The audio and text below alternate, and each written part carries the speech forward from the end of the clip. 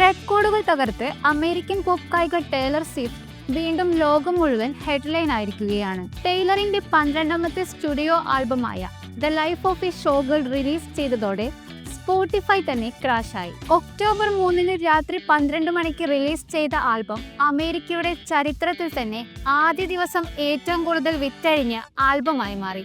ഒരിക്കലും ആർക്കും മറികടക്കാൻ കഴിയില്ല എന്ന് വിചാരിച്ച ബ്രിട്ടീഷ് ഗായിക എഡലിന്റെ റെക്കോർഡും തകർത്ത് ആദ്യ 5 ദിവസം കൊണ്ട് തന്നെ ഷോ ഗേളിന്റെ 3.5 മില്യൺ കോപ്പികളാണ് വിറ്റഴിഞ്ഞത്. ആൽബം പുറത്തിറങ്ങിയ ദിവസം മുതൽ ഇന്നുവരെ ബിൽബോർഡ് കനേഡിയൻ ആൽബംസ് ചാർട്ടിൽ 1ാം സ്ഥാനത്ത് ടൈലർ സ്വിഫ്റ്റ് തുടരുകയാണ്. 15ാമത്തെ തവണയാണ് സ്വിഫ്റ്റ് ഒന്നാമതെത്തുന്നത്.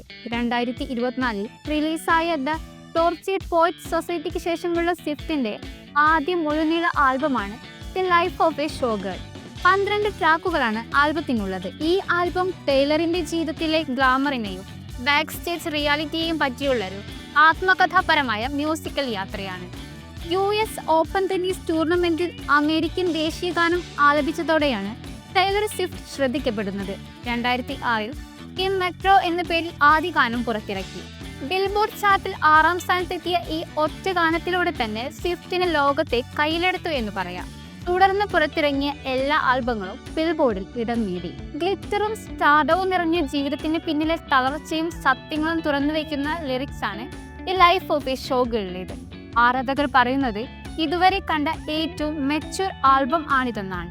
കൂടുതൽ വാർത്തകൾക്കും വിശേഷങ്ങൾക്കും news tag live TV subscribe ചെയ്യുക.